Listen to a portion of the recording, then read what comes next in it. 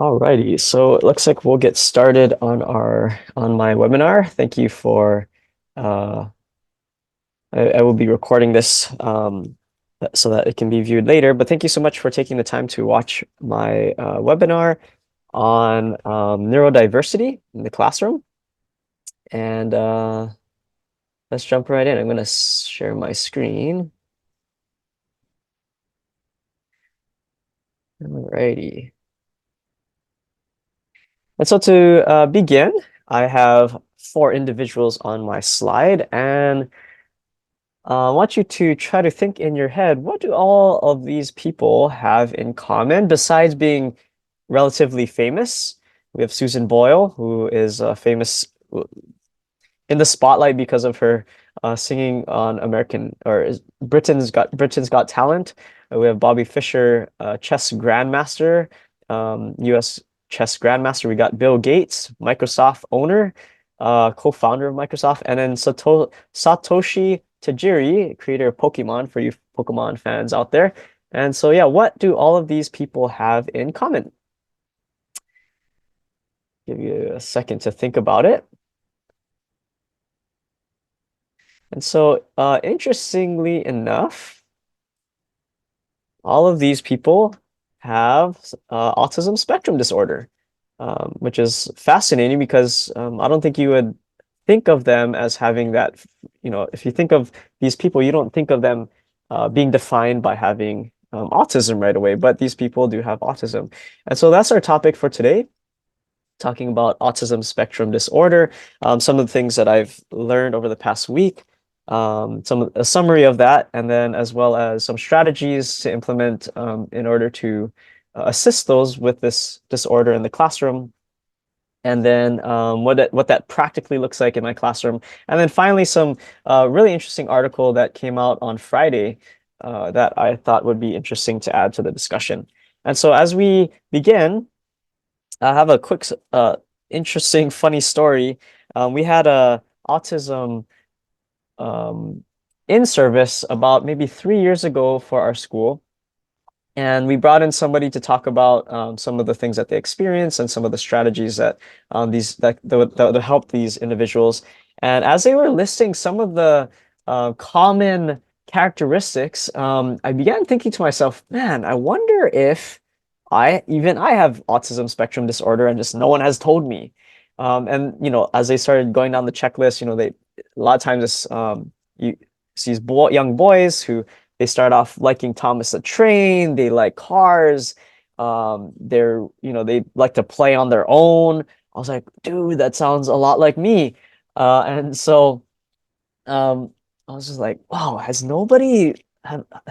everybody known this about me and just no one has told me until now? So it was just funny that I was thinking that during that seminar. So a lot of these things that show up in these people that have autism spectrum disorder, it's funny that some of them are pretty common things that just most normal children have, just to a greater extent. But anyways, this is for my class MBU 545, Student Exceptionality in Learning, with Dr. Riley, Dr. Valerie Riley. So just an overview of what I will be covering in this short webinar. We already covered some famous people that have autism spectrum disorder.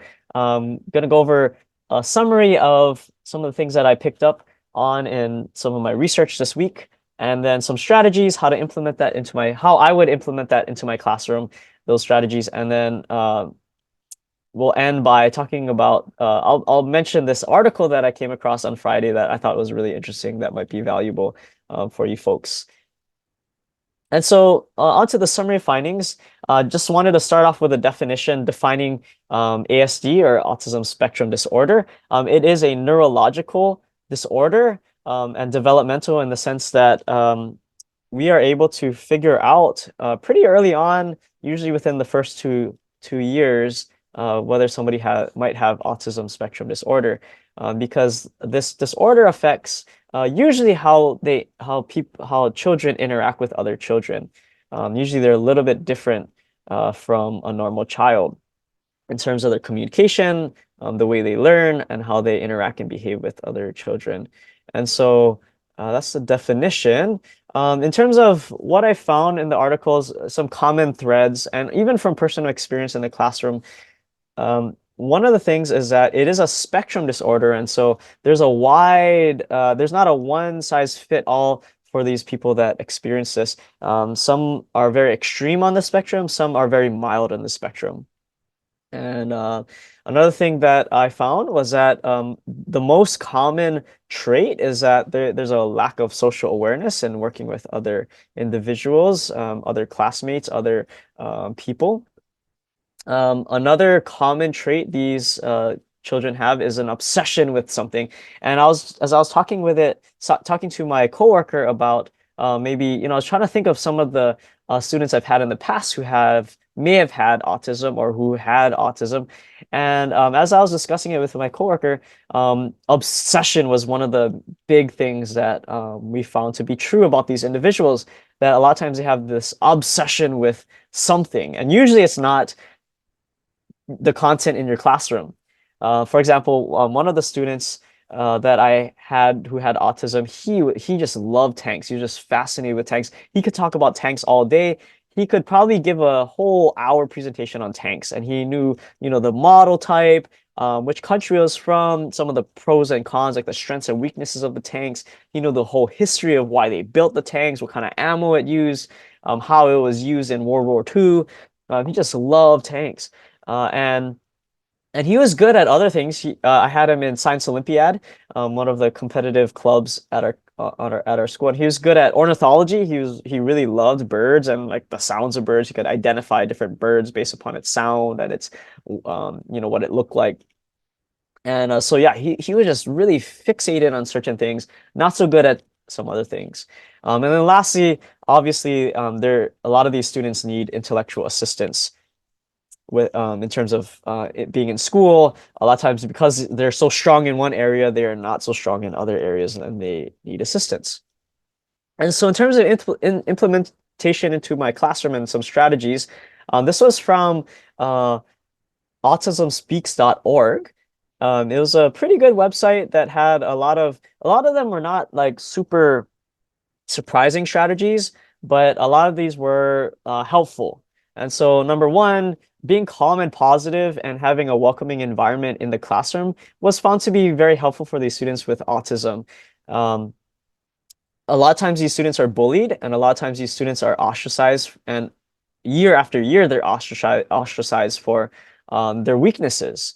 And a lot of times they are not known for their strengths. A lot of people don't even know what they're interested in, but they are known for their behavior issues. And so being calm and positive around these students was found to be very helpful, according to this website. Another thing was making your classroom predictable, having clear routines and habits so that these students can know what's coming. A lot of times when they are surprised, it overwhelms them and it triggers them into all of these behavioral issues. And then lastly, just getting to know them, knowing their strengths and weaknesses, trying to amplify what they're good at can be very helpful in supporting these students.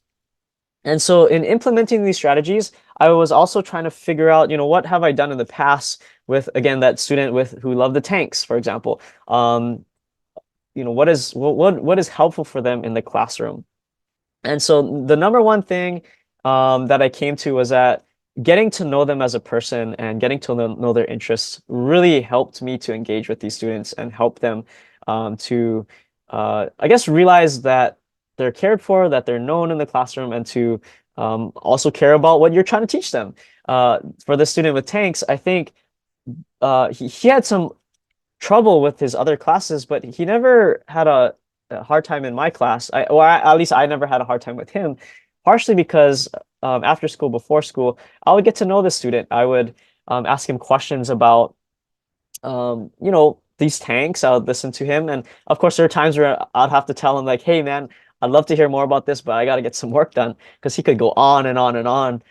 But just that fact that he knew that I cared and that he could talk to me about his interests really helped him to flourish in my class and in Science Olympiad.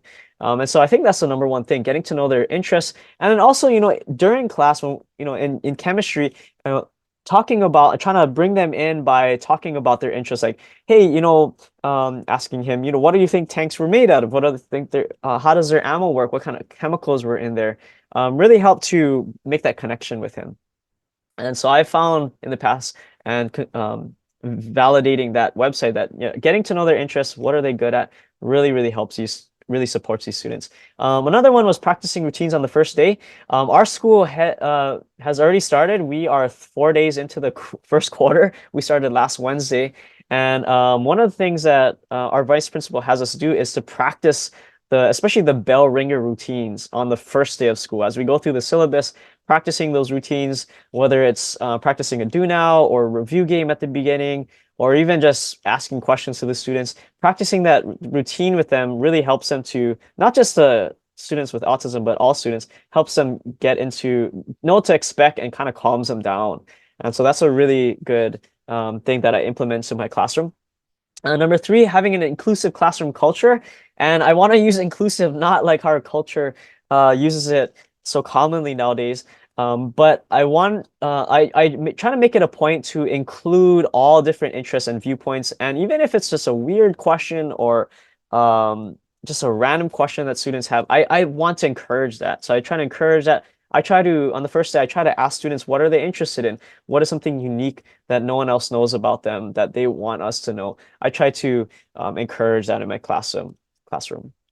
And then lastly, trying to make my classrooms as active as possible. One of the questions I always try to ask myself is, if I were a student in my classroom, would I enjoy this? Would I appreciate being in my classroom? And for me, that's how I kind of gauge whether or not I'm going to run a certain activity or whether as I sift through all of my activities I could possibly do, that's one of the questions that I try to ask myself. So moving on to the last thing that I thought was just super fascinating. Um, as I was reading articles, journal articles, I came across and going through all these autism websites, I found that it's interesting. It's always been this question of, where does autism come from? What causes autism? Is it vaccines? Is it medication? Is it antibiotics? And a lot of these things have been debunked. There isn't really a strong connection between any of these things, although there are side effects to a lot of these medications. One of the things that is coming up over and over and over again is a lot of these autistic students have problems with their GI tract. They have these stomach issues, intestinal issues, and so one of the treatments for autism that has been gaining a lot of traction is these fecal microbiota transplantations, where they take some of the fecal matter of a, I guess, quote unquote, normal person that is donated. I think it's just crazy that people donate their fecal matter, their poop. But they take some of that and they transplant it into these autistic students. And what they've been finding is that by repopulating their GI tract with this bacteria from normal students, it actually helps to take away some of these behavioral issues that these students encounter. So I just thought that was interesting. I just wanted to mention that. But secondly, there's this article that came out on Friday that was entitled "Student Scientists May Have Discovered the Cause of Autism."